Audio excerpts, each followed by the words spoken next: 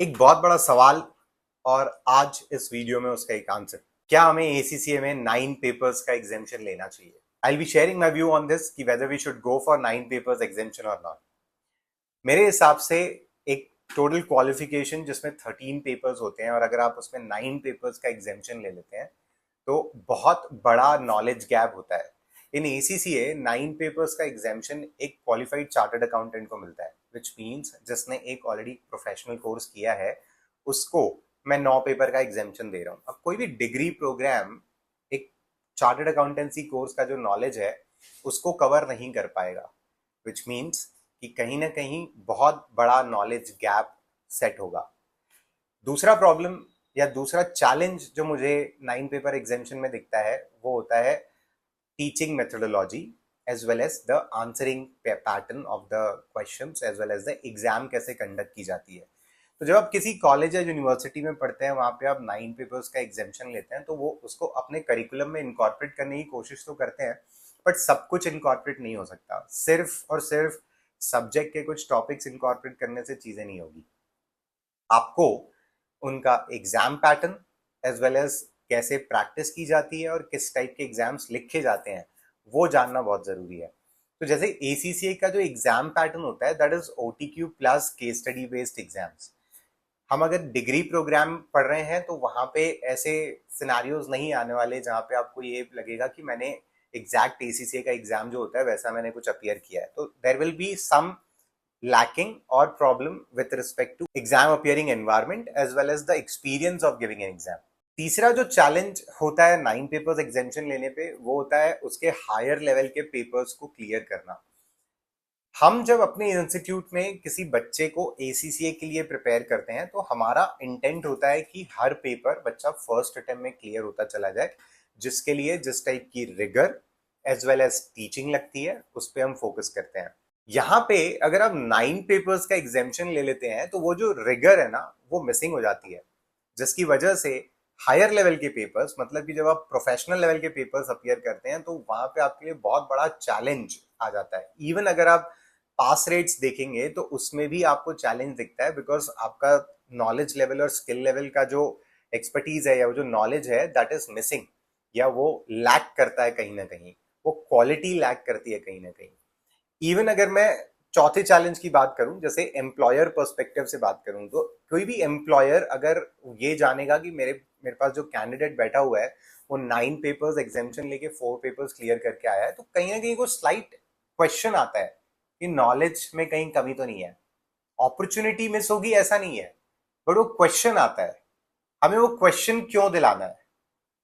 Y do we need that question in the employers mindset? पांचवा जो challenge है that is exam format mismatch. मतलब ACC की exam online होती है, ओटीक्यू बेस्ड होती है, केस स्टडी बेस्ड होती है। यूनिवर्सिटीज की एग्जाम हैंड रिटन पेपर पे होती है, तो कहीं ना कहीं वो एक मिसमैच आ जाता है। आपकी प्रैक्टिस जो होनी चाहिए, आपको एक्सेल्स जो आपको चलाना आना चाहिए, वर्ड पे आपका हाथ होना चाहिए, प्रेजेंटेशन या कुछ और सॉफ्टवेयर जो आपको आना चाहिए, कहीं ना कहीं वो एक मिसमैच देखने के लिए मिलता है। अब ये जो नॉलेज गैप का इम्पैक्ट होता है, फॉर एग्जाम्पल अगर कहीं ना कहीं एम्प्लॉयर को एक क्वेश्चन आया कि ये नॉलेज गैप हो सकता है, तो उसका इम्पैक्ट आपके पैकेज एज वेल एज आपके वर्किंग कंडीशन पे भी होगा। तो एम्प्लॉयर हो सकता है कि आपको lesser amount of package offer करे, चांसेस हैं, बट ये भी हो सकता है कि आप जब अपना परफॉर्मेंस वहां पे दिखा रहे हैं तो परफॉर्मेंस भी थोड़ा लैग करे। अब आते हैं मेहनत के पर्सपेक्टिव पे। तो बच्चों को या स्टूडेंट्स को ये लगता है कि मेरे 9 पेपर्स का एग्जामेशन मिल जाएगा तो मैं अब सीधा 4 पेपर दूंगा और एक ग्लोबल प्रोफेशनल कोर्स कर लूंगा। अगर आप एक प्रोफेशनल कोर्स जिसमें मेहनत की जरूरत होती है, अगर आप वो मेहनत करने से डरते हैं या आप वो मेहनत नहीं करना चाहते हैं, एक ऐसा रास्ता ढूंढना चाहते हैं जहां पे आपको एक 9 पेपर्स का एग्जामेशन मिल जाए, तो फिर आप कैसे एक प्रोफेशनल कोर्स के लिए फिट है या आप कैसे उस प्रोफेशनल कोर्स को ऑनर कर पाएंगे? आते हैं हमारे अगले एस्पेक्ट पे विच इज पैसा। तो आप अगर समझ लीजिए 9 पेपर्स का एग्जामेशन लेते हैं या किसी यूनिवर्सिटी से पढ़ते हैं, तो वहां पे भी आपको एक चैलेंज ये होता है कि पैसा कितना लगने वाला है। Whether you talk about universities जो वो पैसा चार्ज करते हैं for the ACCA integrated with their graduation programmes, और एक अप्रूव लर्निंग पार्टनर जो फीस चार्ज करता है for teaching you for these 13 papers, same ही होता है almost, hardly there is any difference.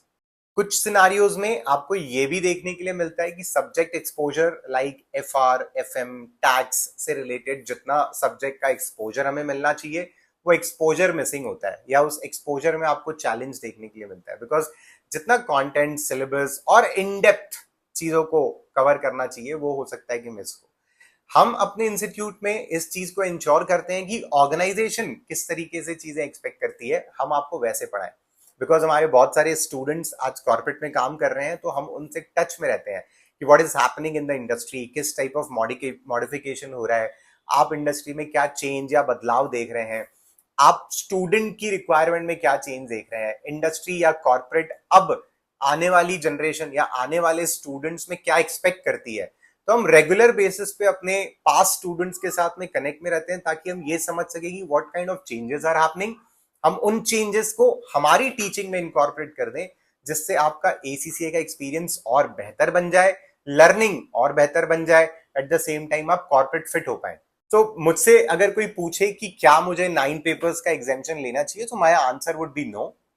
We should go for normal programmes जहां पे आपको एक डिग्री पे 4 से 5 पेपर का एग्जामिशन मिलता है, which is adjustable and acceptable, because आप अपने नॉलेज को ऑलरेडी कहीं टेस्ट कर रहे हैं, इसीलिए आपको वो सब्जेक्ट्स का एग्जामिशन मिल रहा है। और आप जो कोर सब्जेक्ट्स हैं, मतलब आपको जो एग्जामिशन मिल रहा है ना, वो भी ऐसे सब्जेक्ट का मिल रहा है जो समवेयर नॉन कोर, पर जो आपके कोर सब्जेक्ट्स हैं वो आप पढ़ते हैं, इन डेप्थ पढ़ते हैं, उसके लिए आप मेहनत करते हैं, रिगर दिखाते हैं, आउटपुट दिखाते हैं, पास होते हैं अपनी मेहनत से, तभी वो नॉलेज बेस बनेगा, तभी वो एक्सपीरियंस आएगा, तभी वो एक्सपर्टीज आएगी और आप इंडस्ट्री रेडी बन पाएंगे।